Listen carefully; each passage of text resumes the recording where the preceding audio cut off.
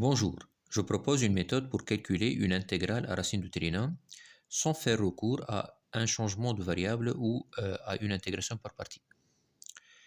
Pour l'expliquer, on va calculer l'intégrale i allant de 0 à 1 de racine de x carré plus 3x dx.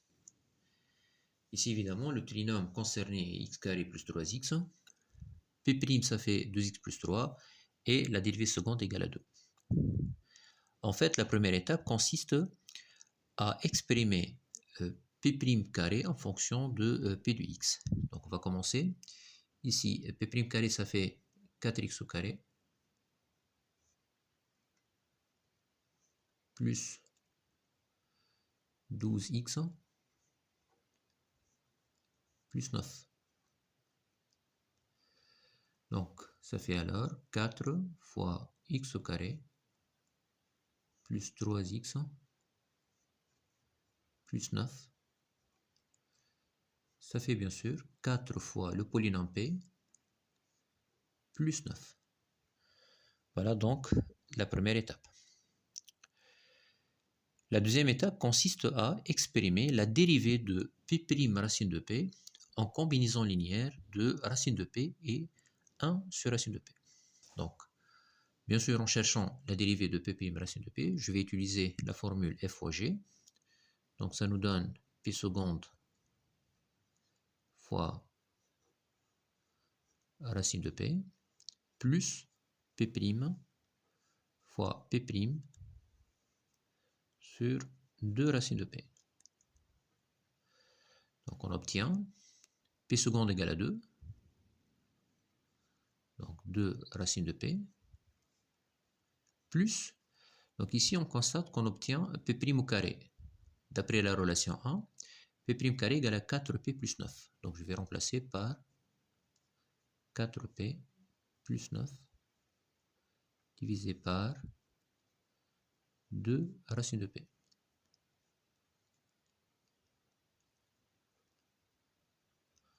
Voilà.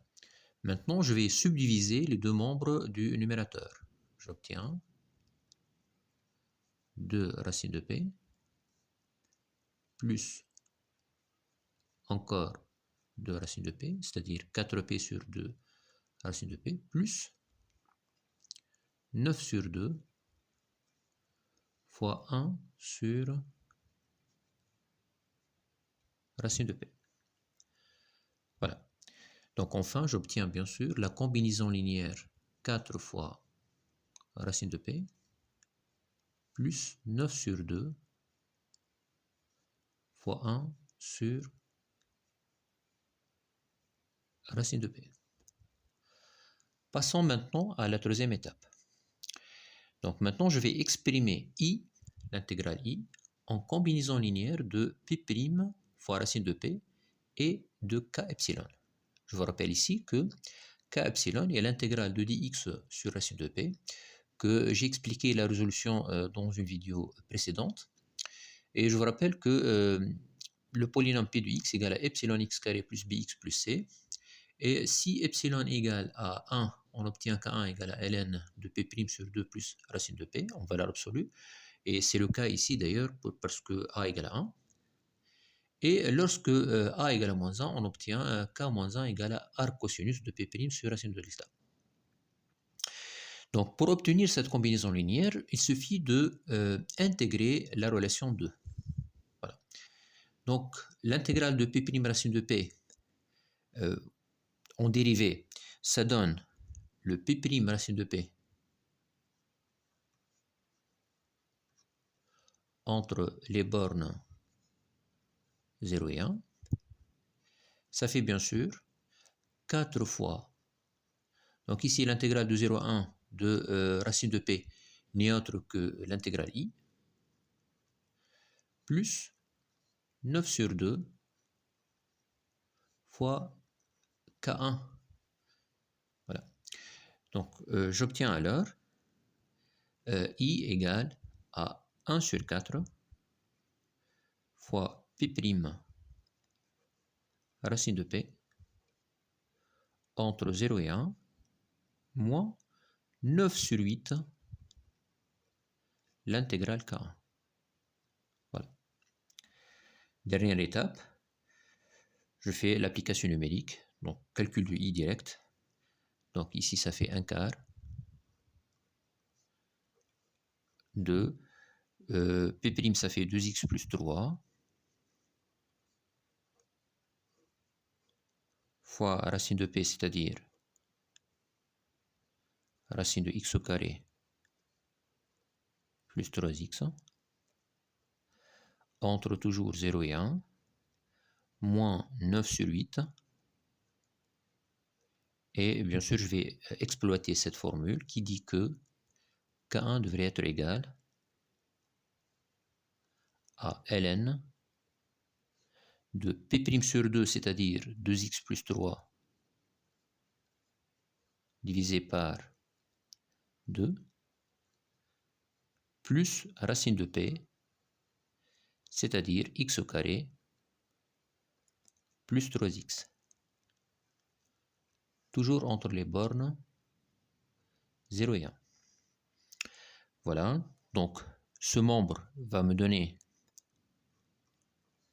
1/4 fois, donc en remplaçant par 1, j'obtiens 5 fois 2, racine de 4, moins 0. Donc ici, si je remplace par 0, j'obtiens 0. Moins 9 sur 8 fois ln de 5 sur 2, en remplaçant par 1, plus 2, moins ln de 3/2 lorsque je remplace par 0. Donc en fait, on obtient 5 sur 2 moins 9 sur 8 ln de 9 sur 2, c'est 5/2 plus 2 bien sûr, moins ln de 3/2. Voilà, résultat final, ça fait 5/2 moins 9 sur 8 ln de 3. Pourquoi? Parce que en utilisant les formules simples du log, ça fait donc ln de 9 sur 2 fois 2 sur 3, c'est-à-dire ln de 3. Donc une valeur approchée de i devrait être 1,264. Voilà la méthode. J'espère que les 4 étapes sont claires. Merci beaucoup, à la prochaine fois.